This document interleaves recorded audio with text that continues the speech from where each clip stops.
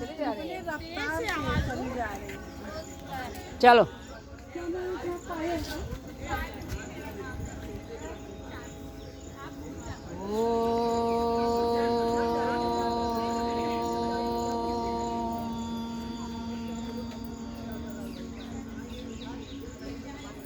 शं नो मित्रः शं वरुणः शं विवस्वाचमन्तकः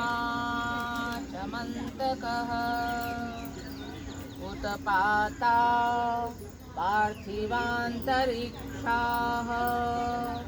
शं नो दिविचराग्रहा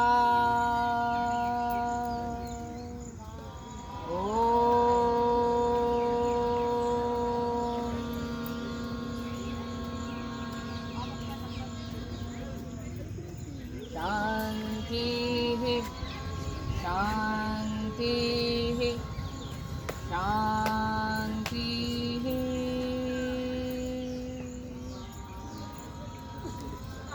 आज इस मंत्र में देवताओं से जिसमें मित्र हैं, वरुण हैं, यम हैं और समस्त ग्रह हैं, इन सब से मंगल की कामना की गई। सबसे पहले कहा गया सम नो मित्रः, मित्र देवता हमारा कल्याण करें। वरुणः, वरुण देवता हमारा कल्याण करें।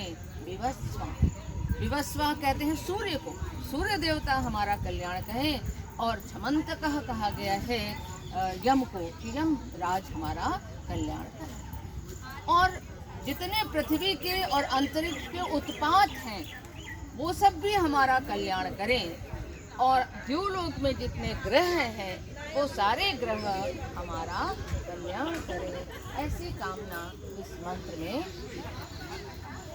मैंने कल चर्चा की थी कि जैसे अश्विनौ हैं वो एक साथ आते हैं, वरुण ये मित्रा वरुणों हैं, ये दोनों देवता भी एक साथ आते हैं। तो वैसे तो मित्र को दिन का देवता माना जाता है, वरुण को रात्रि का देवता माना जाता है, कहीं कहीं वरुण को जल का देवता भी माना जाता है। तो यहाँ इस संदर्भ में दिन और रात्रि से तात्पर्य है कि दिन रात सूर्य, यमराज और सारे ग्रह इत्यादि जो हैं वो हमारा कल्याण, ये है इस मंत्र का।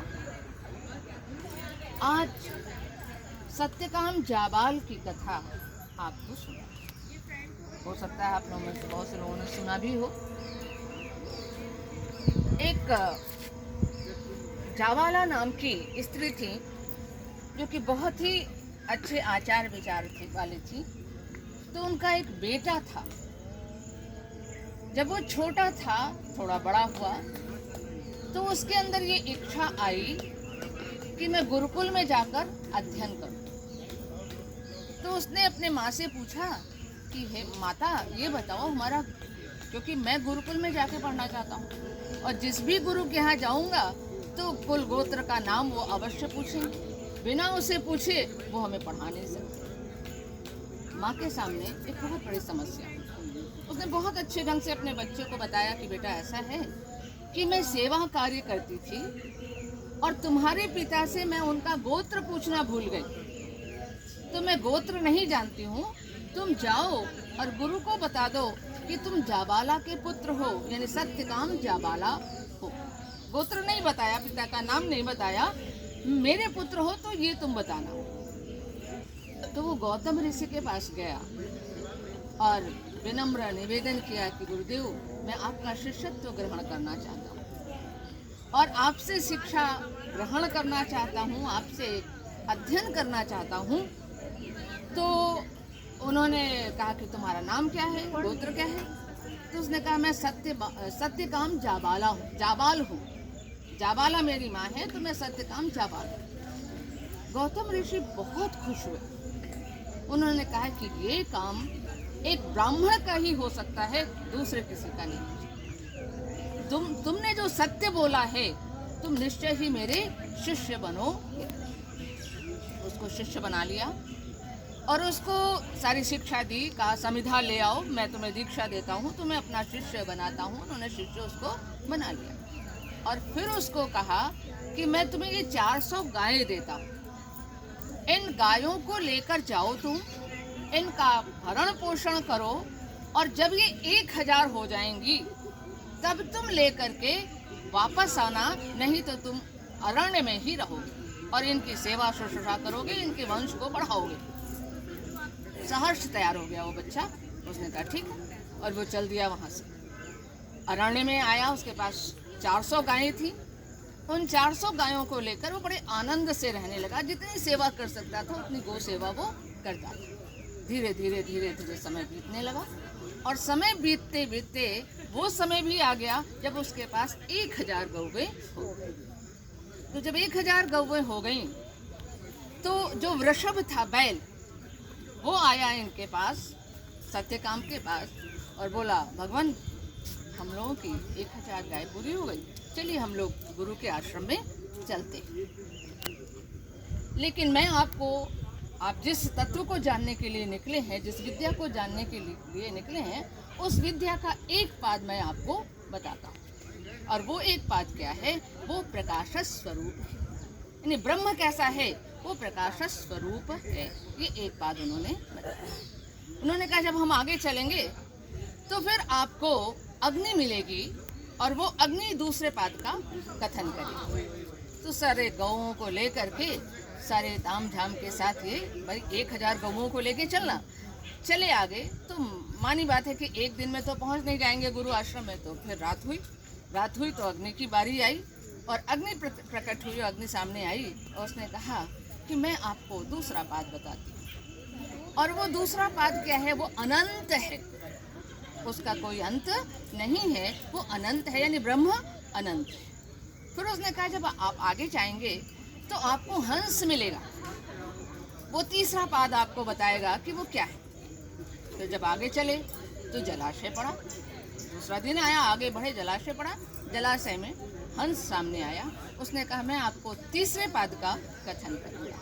तो तीसरा पाद क्या है? तो उन्होंने कहा कि वो ज्योतिषमान है, ज्योतिष स्वरूप है, प्रकाशमान। प्रकाश से ही तात्पर्य उसको ज्योतिष स्वरूप कहा गया। उसके बाद उसने कहा आप आगे बढ़ेंगे तो आपको जलमुर्ग मिलेगा, और वो चौथा पाद बताएगा। तो एक मंत्र में 4 पाद होते हैं, एक श्लोक में 4 पाद होते हैं। वो श्लोक पूरा हो जाएगा, यानी हम लोग आपको ब्रह्म का ज्ञान करा देंगे। जब वो आगे बढ़ा तो फिर दूसरे दिन जलाशय फिर आया, वहाँ जलमुर्ग मिला। उसने कहा आज मैं आपको अंतिम चरण बताता हूँ, वो ब्रह्म क्या है। तो उन्होंने कहा वो आयतन स्वरूप है। आयतन कहते हैं पवित्र स्थान को, जो बहुत शुद्ध और पवित्र स्थान है, उस स्थान पर वो परमात्मा रहता है। जैसे आज की भाषा में हम मंदिर कह सकते हैं, वो मन भी कह सकते हैं, मंदिर भी कह सकते हैं। जो पवित्र स्थान है वो आयतन है, तो वहाँ वो परमात्मा रहता। तो जितने आप देखिए मनुष्येतर प्राणी हैं, वृषभ भी है, अग्नि भी है, हंस भी है, और जलमुर्ग भी है। इन्होंने इसको आत्मा का बोध करा दिया। ये अपनी सारी गायें लेकर बहुत आनंद के साथ गुरु के आश्रम में पहुंचा। तो जब आपके अंदर सात्विकता होती है और आपके अंदर ज्ञान होता है, तो अपने आप एक तेज चेहरे से चमकता है। तो गुरु ने जब इसको देखा तो बहुत आह्लादित हो गए। उन्होंने कहा तुमको जिसकी अभिलाषा थी वो तुमको मिल गया, जो तुम चाहते थे, जिस विद्या का तुम्हें अध्ययन करना था, वो सब प्राप्त हो गया। उसने बड़ी विनम्रता से कहा हाँ गुरुदेव, मुझे प्राप्त तो हुआ, पर वो मनुष्येतर प्राणियों से प्राप्त हुआ है, और मैं आपसे जानना चाहता हूँ क्योंकि प्रमुख अधिकारी आप हैं। तो फिर गौतम ऋषि ने इन्हीं सारे विषयों को बहुत विस्तार से उसको बताया, उसको शिक्षा। तो ऐसे सात्विक भाव वाले, ऐसे मनोरम भाव वाले हमारी संस्कृति में प्राणी हैं। तो सत्य बोल करके, आज के जमाने में किसी को कहना हो तो वो कितने झूठ बोलेगा, एकदम सत्य बात बोली, और गुरु ने भी उसको स्वीकार किया, पहचान लिया कि ये किसका कैरेक्टर हो सकता है। तो ऐसे श्रेष्ठ लोगों को बार बार नमन करते हैं। बहुत एक लाइन भजन सुनाते हैं इसी हाँ पर। बिल्कुल बिल्कुल हाँ, ओम पर। हाँ हाँ बिल्कुल सुनाइए। सृष्टि के पहले हरि ओम नाम था, आज भी है और कल भी रहेगा। सृष्टि के पहले हरि ओम नाम था, आज भी है और कल भी रहेगा। सूरज की किरणों में, तारों की रिमझिम में, उसी का तेज समाया है, आज भी है और कल भी रहेगा। आपके ओम नाम में ये याद आ गया हमको। ये पूरा भजन है, हमको याद नहीं है, एक ही 2 लाइन याद है, लेकिन अच्छा लगता है, बहुत बहुत आनंद आता ये है। ओम नाम ही सृष्टि के पहले का है। और सचमुच इतने दिनों से आ रहे